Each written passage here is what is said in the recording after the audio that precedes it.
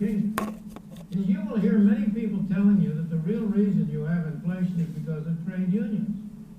If you listen to anybody telling you about Great Britain's plight, they will tell you that the real problem in Great Britain is that you have such strong trade unions that they push up wages and that causes inflation. Well, if that explains this relationship for Britain, what explains the previous chart for Japan, where trade unions are not very important, or much weaker than they are in Great Britain? Or what explains the next chart, which is a honey, for Brazil? Can we have the last chart? Now that's an inflation that's really an inflation. That's none of these baby inflations we've been playing with. Of course, there are still better ones in Argentina and Chile, but we don't have a big enough room. Now here again, if trade unions cause inflation, as you know, Brazil has a military government, and trade unions have absolutely nothing to say about anything except as they are branches of the government apparatus. So that it's clear you cannot explain, in the case of Brazil, the inflation by trade unions, but you can see very clearly that you can explain it by changes in the quantity of money. Thank you. We can have the lights back on now. Okay. So comments on that?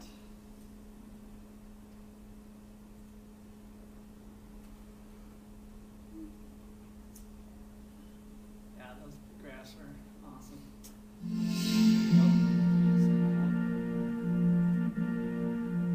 Paused. I must have replayed. Just close it. Okay.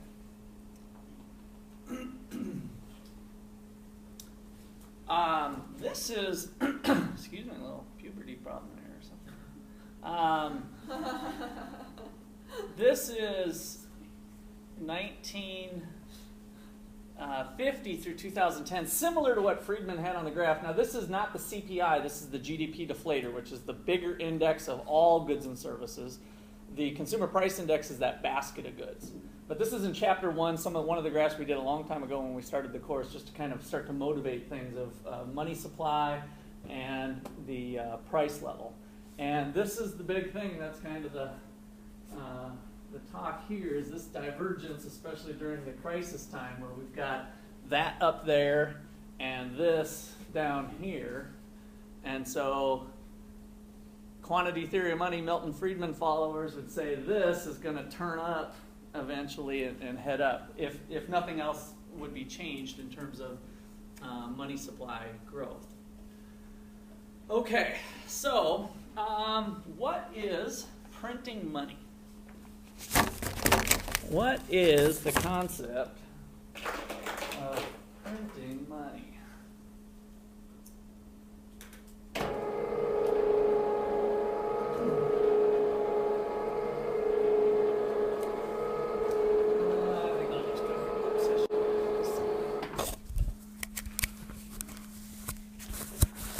Somebody says we're printing money, what does that mean? What is printing money? What's that concept? Well, they're just printing money, because I guarantee you're going to hear that the rest of your life. That's kind of a nice little thing for anybody to say, whether it's any average Joe on the street. That government's just printing money. What does that mean? Creating money to cover deficits. Yeah, to cover deficits. Good. So you tied it in nicely for that. So they're printing money to pay for spending that they can't afford. Is kind of the deeper part of that. Just like you said, a deficit. So what is a deficit with some equation goggles on? The deficit is equal to what versus what? Spending is one part thing, and what? And revenue. So if I was to be, if I have deficit on the left-hand side, where does G and where does T go? T first, G second? Which one? G first. Let's see. Government minus tax revenue. No? So if it's T minus G and the government runs a deficit, what's that going to be? A minus sign or a positive sign? A minus sign. So if we're measuring deficit over here, yeah, it would actually be positive. So yeah, Dylan's got it right. So because we're using the word deficit, now you guys might be remembering even from macro class, we sometimes characterize this equation as government saving. And government saving is equal to T minus G. And if government saving is negative because G is bigger than T, you've got yourself a deficit. Okay? So you'll see that come up once in a while on some things. So the deficit would be characterized this way. And as far as running the printing press, how does the government pay for the things that they want? Now, we saw what happened with Zimbabwe in our case study on Wednesday, right? They literally just, let's just print off one of those $1 trillion bills and we'll buy some more stuff, right? So they literally ran the printing press and printed off more currency. We don't do that in the United States, but we still might loosely refer to it as printing money. In fact, most industrialized nations don't do that because they know that's a bad idea to do for the most part. But we kind of do it. So first of all, what does the government need to do to actually get, let's just pretend it's currency, in their hands to go buy some weapons of mass destruction if they don't collect enough taxes? It's too late to increase taxes, by the way, right?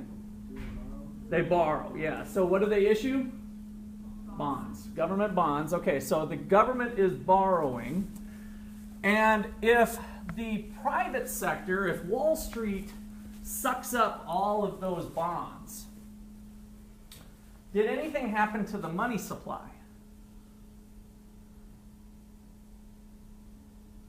If Wall Street sucks up all of those bonds, so Obama says, hey, need some money, $100 million.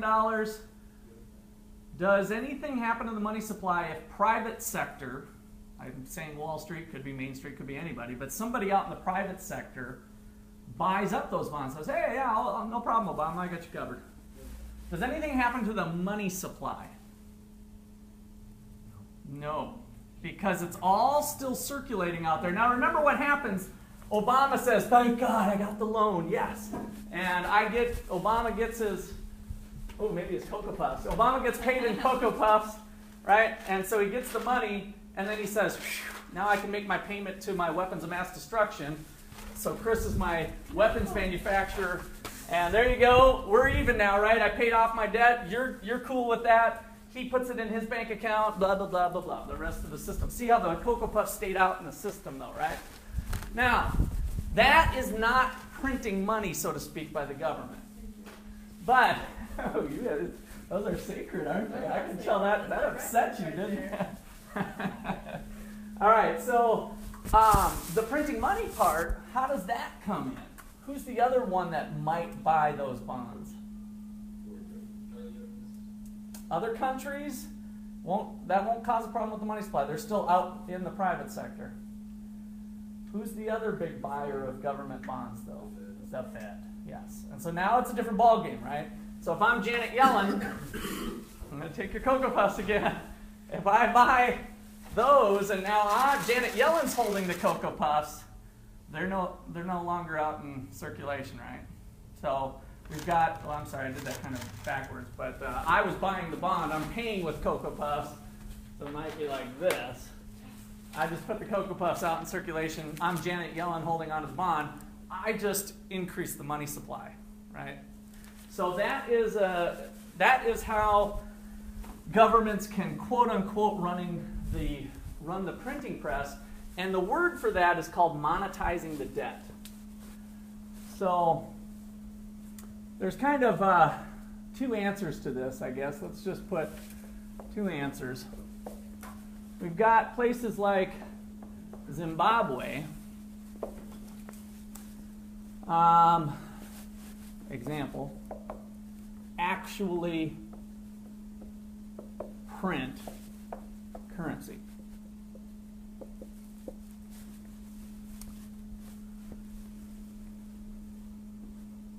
And then we've got the United States and other industrialized nations that would instead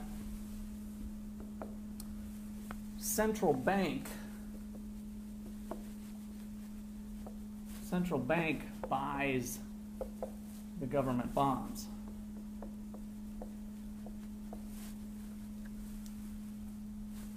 Which leads to an increase in the money supply, which is kind of like running the printing press. The end result is that there's more money flowing out there by that happening. And so this is called monetizing the debt, when we do it more discreetly like this. Monetizing the debt.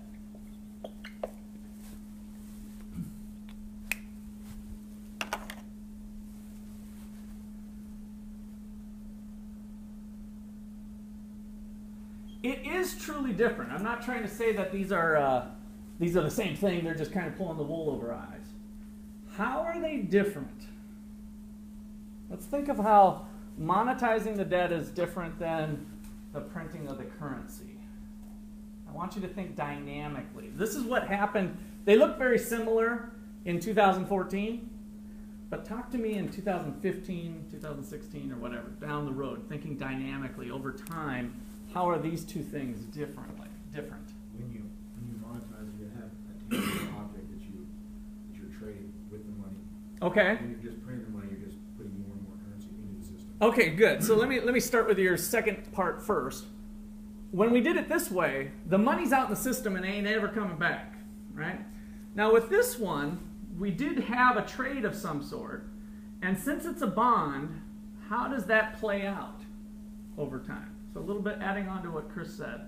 How does that play out over time? I'm Janet Yellen holding the bond.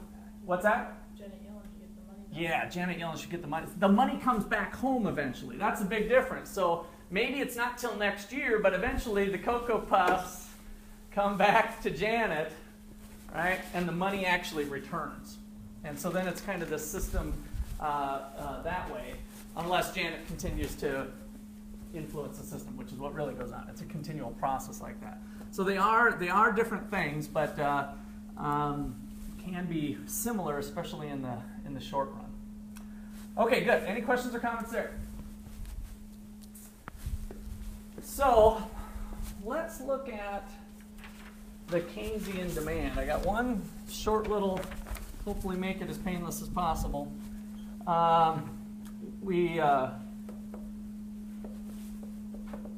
Keynesian demand for money. Last time we did the motives. So we had the transactions motive, precautionary motive, and speculative motive is where we left off last time. And so now I want to kind of bring those three concepts together into an equation. And let me just write it out and then talk about it. So money demand, money to the subscript D was what we were using way back in chapter 3 or 5, I can't remember. So money demand, money supply, divided by P, which was the price level, same thing we were doing with the quantity theory of money, equals the liquidity of money, L, some function of interest rates and income. And this is where we're going to start deviating a little bit. And so this here is the real demand for money.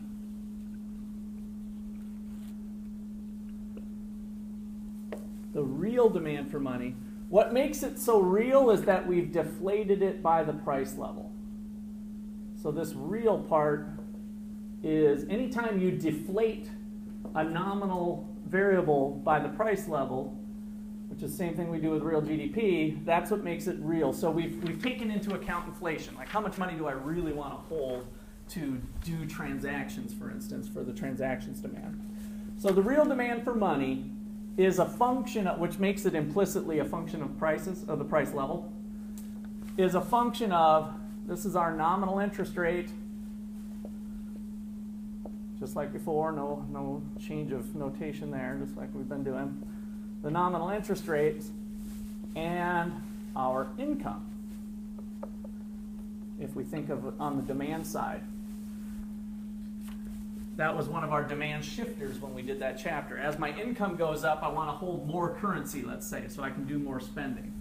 So here we've got a positive relationship with income. And what's the relationship with interest in terms of the demand for money? As interest rates climb, do I want to hold more currency, more money, or less? As interest rates climb, do I want to hold more money or less? Less, right? Because I've got other opportunities to invest in bonds, for instance, rather than holding it in the form of currency. So the interest rate is a negative relationship. All right. So the last thing where this kind of brings us to is tying it back to the equation of exchange. And so to do that, we're going to do a couple maneuvers.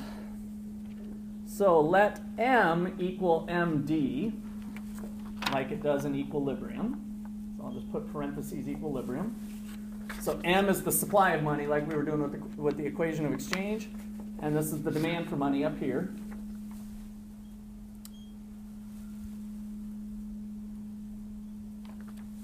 And then multiply each side by aggregate output, Y.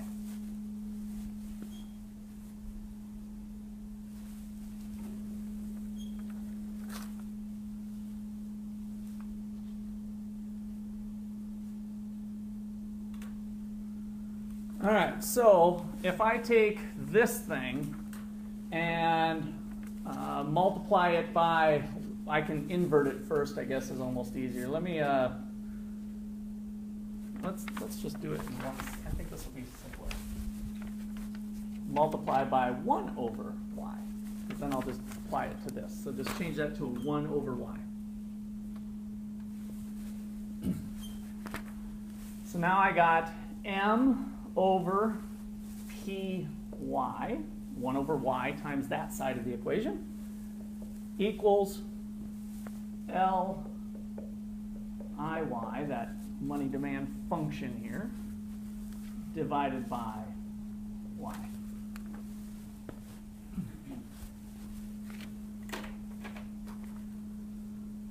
What does this look like? What does that look like? Well, what's the equation of exchange?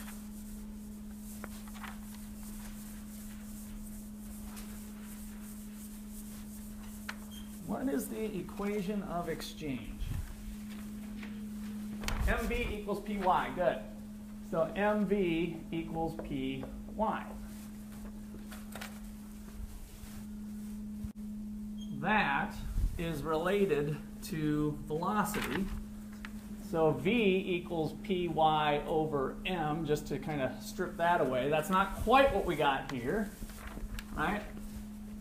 But we're getting close. So if and that's simply going to be the inverse of both of these, right?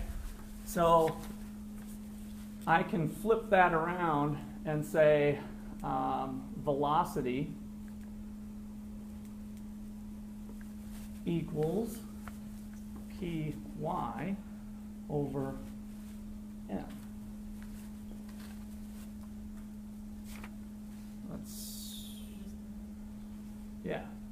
That's what we were doing anyway. Yeah, sorry. I'm just restating what we had. Equals L of I y over y. Inverse of that. Oh, this is the inverse. That's where I was trying to go with. Y over L. And then we're done. We're not going to do any more manipulations, because this is what Keynes came to. So the key point for Keynes, the key for Keynes, ooh, there we go. That sounds like the key for Keynes was that velocity is not constant. Velocity is a function of interest rates. And that's where his theory kind of differs from the quantity theory of money. So the key for Keynes here now is that velocity is a function of interest rates and income.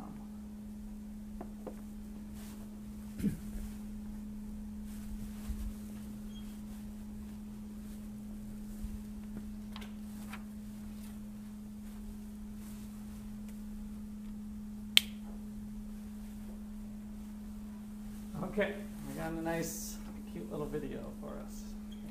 Well, it's not even cute, it's kind of cool.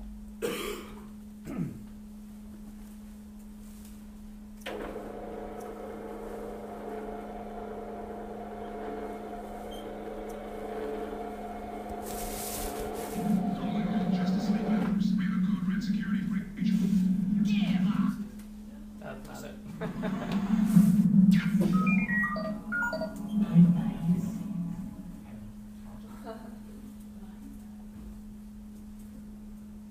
Federal Reserve use the money supply as a policy tool. That is, should the Federal Reserve increase the money supply when it wants to stimulate the economy, increasing output and reducing unemployment? Or should it not? Should it put the money supply on some kind of autopilot and let the rest of the economy adjust to it?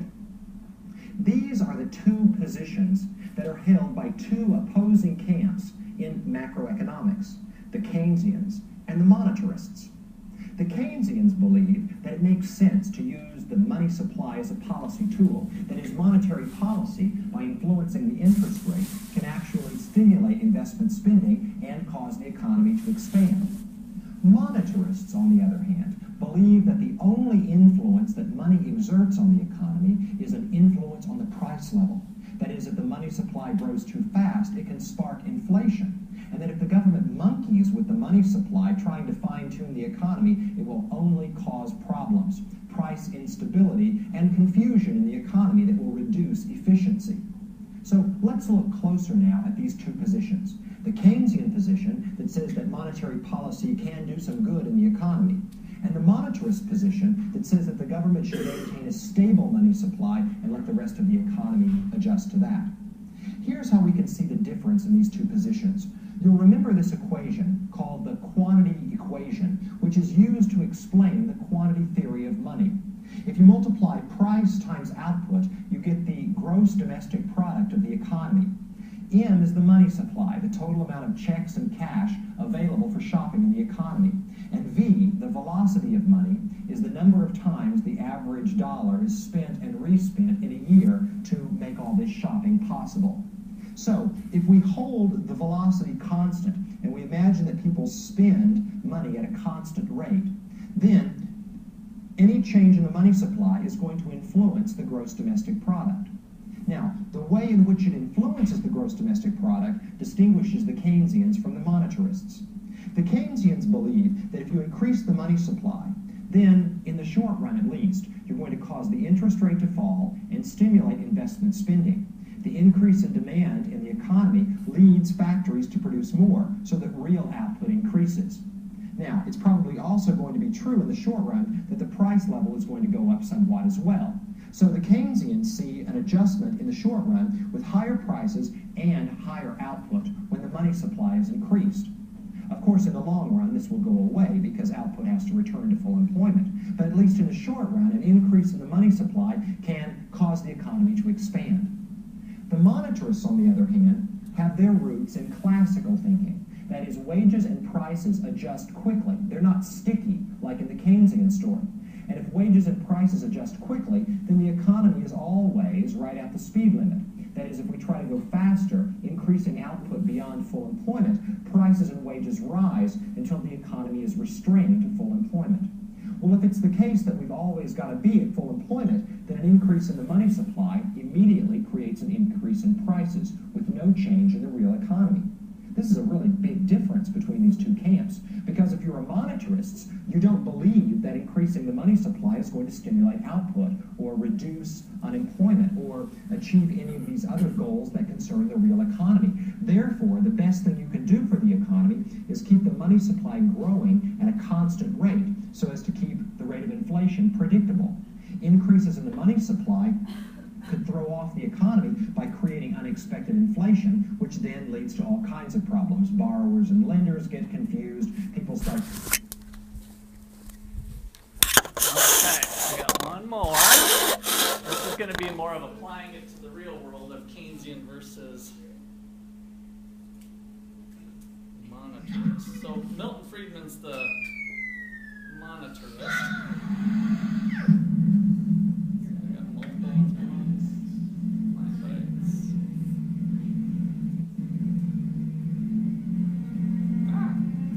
For the last 30 years, politicians in Britain have tried to build new prosperity. They wanted to make an old nation that had fallen behind in the world recapture the glories of its past.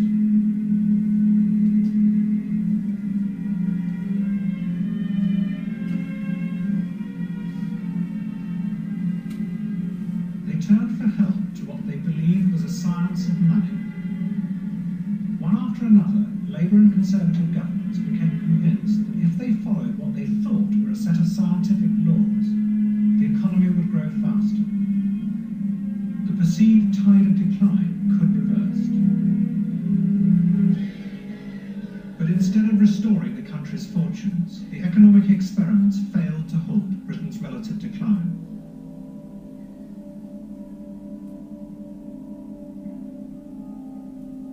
This is the old story of how politicians came to believe there was a technical way to make Britain great again.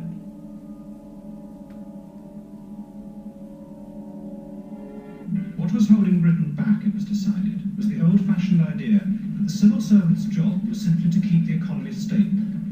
In 1961, the Conservative government set up NEDI, the National Economic Development Council, in what had been a gentleman's club in Westminster. It was advised by young economists convinced they could make the economy grow much faster. NEDI's economists did not have a new theory, but they believed they could use existing techniques in a new way. They saw themselves as followers of the economist Maynard Keynes. He had shown how to manage an economy by increasing or decreasing demand. The problem was that every time you increased demand too much, imports flooded in and wages rose. But NEDI's economists were convinced they could control the boom. They would plan investment in industry and the government would hold inflation down. The bad old days of stop-go would be over. A plan for steady, continuous, controlled production and expansion. Labour promised a national plan, run by a separate Department of Economic Affairs under George Brown. It would make Britain grow by a quarter in just 6 years. It was a seductive dream for a socialist party, for if the economists could produce this growth, then Labour's leaders would avoid what they had always thought inevitable, the battle to redistribute the country's wealth. Instead, there would be more for everyone. But it all depended on the economists' promises that they had the technical solutions to the politicians' problems. The fight for the pound is on. After last week's depressing trade figures and the rise of the bank rate, after a weekend of growing speculation and 3 days of shoring up the pound in the foreign exchange market, Mr. Harold Wilson himself cried stop. What went wrong was that foreigners who held the pound decided in unison that Britain was no longer to be trusted. There was a wave, there was a mood. And what the government has done is to respond to the mood by producing something which demonstrates a will to deflate this economy, which is bound to crush it, in my view. In other words, we're condemned to no growth. The attempt to plan growth had failed. Britain was left with little expansion and political disaster. Most economists blamed it on the government's failure to devalue. Few asked whether the weakness of Britain's currency was really a symptom of something much deeper, far beyond the power of their techniques to deal with.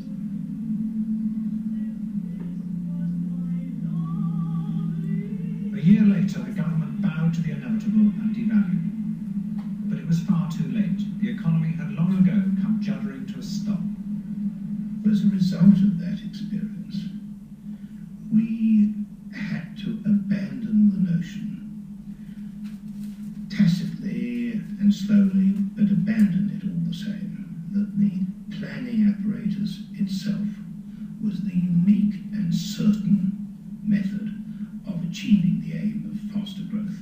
We still believed in faster growth, and we still, many of us, thought that it was attainable, but this particular path to its achievement was no longer key, was no longer essential, could no longer be relied upon.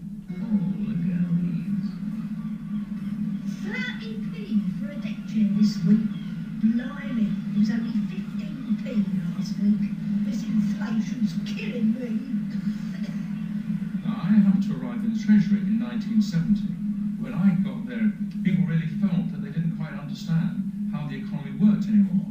And one particular example of this was that we saw unemployment and inflation rising at the same time. And that was something that should have been quite impossible.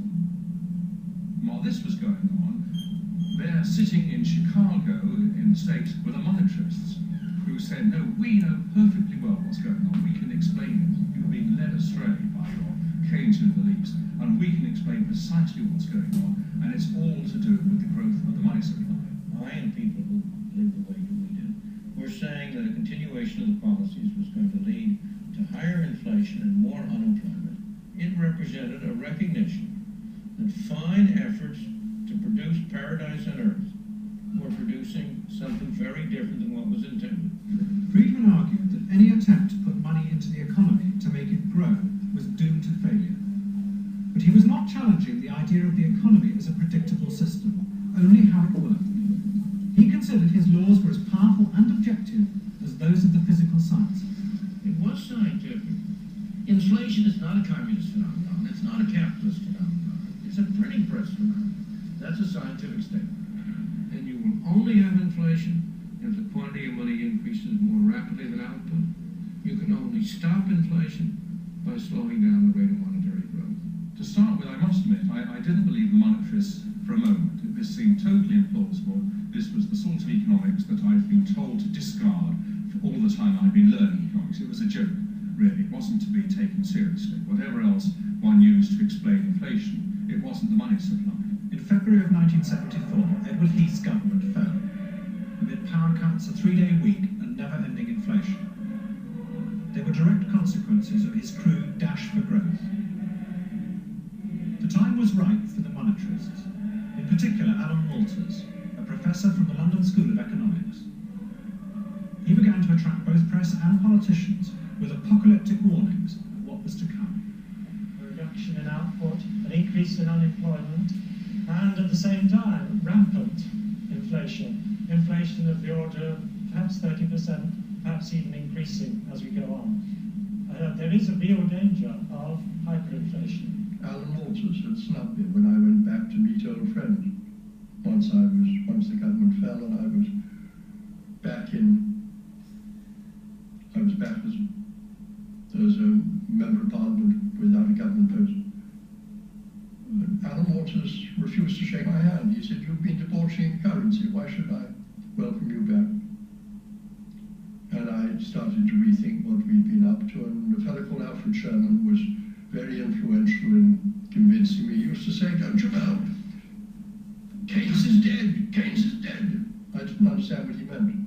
He turned to me for help, and I managed to persuade him to go further and look at the whole Keynesian mumbo-jumbo, the panacea. Keith Joseph toured the country, translating monetarism into a political program. The primary job of economics was no longer to create employment, he said.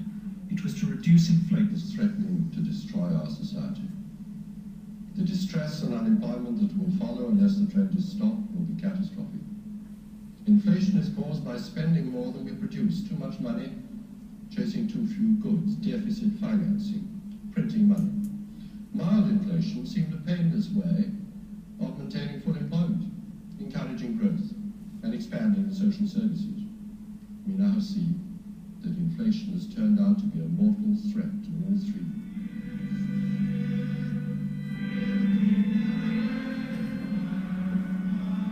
But Labour was in power. As before, they had inherited the chaos of a Conservative boom. Yet this time, none of the traditional Keynesian methods offered them any help, because inflation and unemployment were rising together. It was something the Keynesians believed impossible. By the end of 1975, the economists advising the government were lost. My memory is, I think it was a dinner party, deliberately organised, where the main economic models were there. The Treasury was represented, the Bank was represented, the National Institute of Economic and Social Research, London Business School, either Fine or, and they were talking about the medium-term projection of their models. And they were unanimous that they could not project what was going to happen to inflation, or to unemployment, or the balance of payments. There's almost total agreement around the room that the UK was in serious danger of going to absolute decline, that was negative growth, not just growing at a slower rate than other industrialised countries. That is when the civil servants and the Treasury and the Bank of England realised that the UK economy had arrived at the brink of the abyss. They had sight of the awfulness of what that abyss might look like, and they were shell-shocked as a result of it. Then, in March 1976, Britain fell into the abyss. 2025. Foreign investors, led by American bankers, panicked. The pound began to slide against the dollar, and nothing would stop it. Sorry? 1025, stop it. It dropped 100 points, we don't know why. It just dropped 100 points when everything else was staying steady. Britain faced bankruptcy. In desperation, Labour turned to the International Monetary Fund for a loan. An IMF team came to London. They were determined that the only way to restore confidence was for the British government to adopt monetarist policies. In a speech that could have been written by Keith Joseph, Prime Minister James Callaghan told the Labour Party why it had to do what the financial markets wanted. We used to think that you could spend your way out of a recession and increase employment by cutting taxes and boosting government spending. I tell you in all candour that that option no longer exists, and that insofar as it ever did exist, it only worked on each occasion since the war by injecting a bigger dose of inflation into the economy on every occasion, followed by a higher level of unemployment as the next step. It was presented scientifically, but then they're always presented scientifically as being the only way of doing it. There is no alternative. And this gripped people. But at the same time, you must never forget that politics is in the pursuit of an interest and an ideology. And if the scientist helps you with the ideology, you use him. If he doesn't, you disregard him. So the conflict between, as it were, Milton Friedman and Keynes was a political conflict. It wasn't really that it was people solemnly assessing the different values of two sets of ideas. One benefited one group, another benefited another. In December 1976, the IMF granted a loan to Britain. That same month, Milton Friedman was awarded the Nobel Prize. In just 5 years, his economic theory had moved from the margins to centre stage. All right, have a good weekend.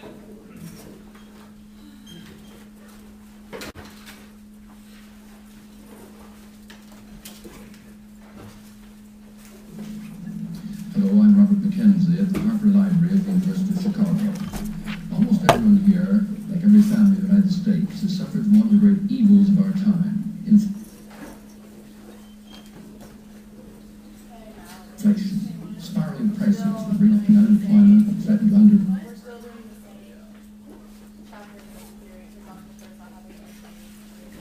Russ, can I get Riley's project?